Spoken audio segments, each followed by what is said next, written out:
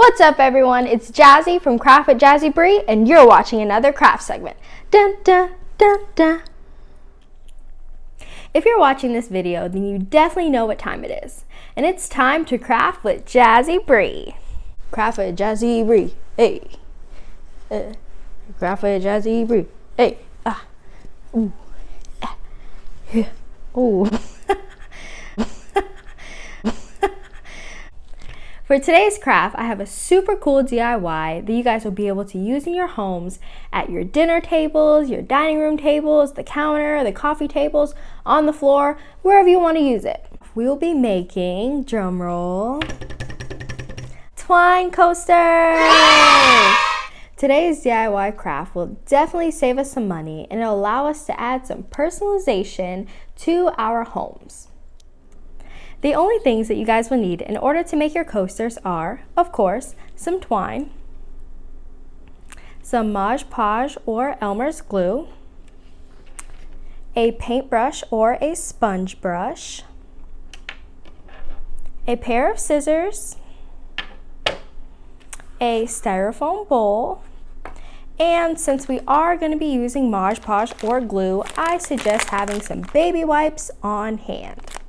The first thing that you'll need to do in order to start your craft is to open up the Mod Podge and empty a medium-sized amount into your styrofoam bowl.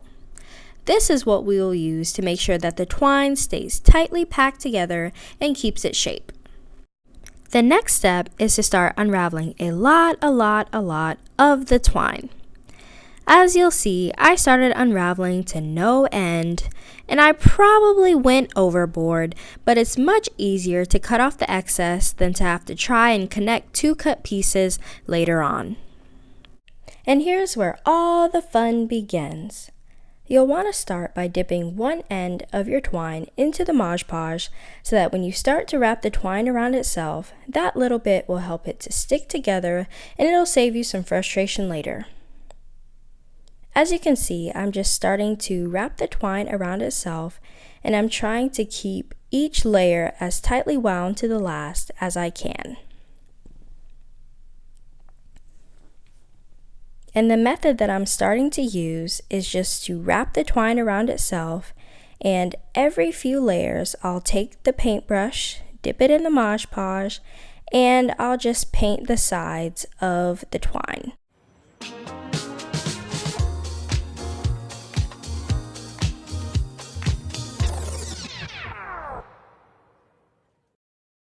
Here's just a closer look so that you all can see exactly what I'm doing.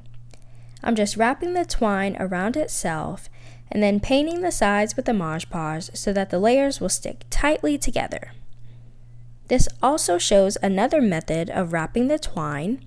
So instead of holding it in your hands, you can just place it on your table and spin it around and then paint the Mod Podge on that way. That can also be an easier method.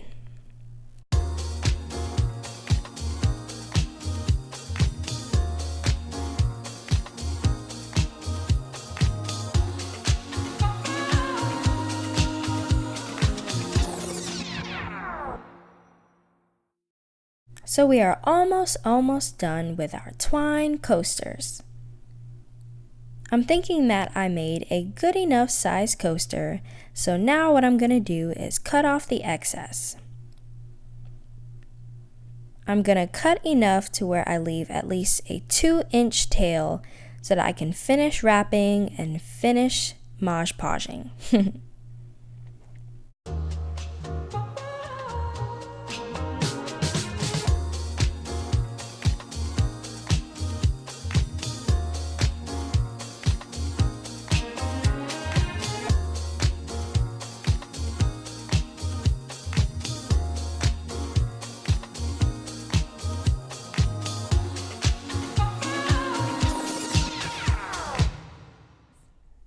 So there we have it, guys. Our super cool twine coasters are finished and ready to be used.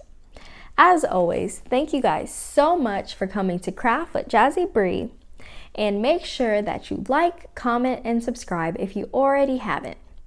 Also, make sure that you hit the notification bell so that you'll be notified whenever I post new content.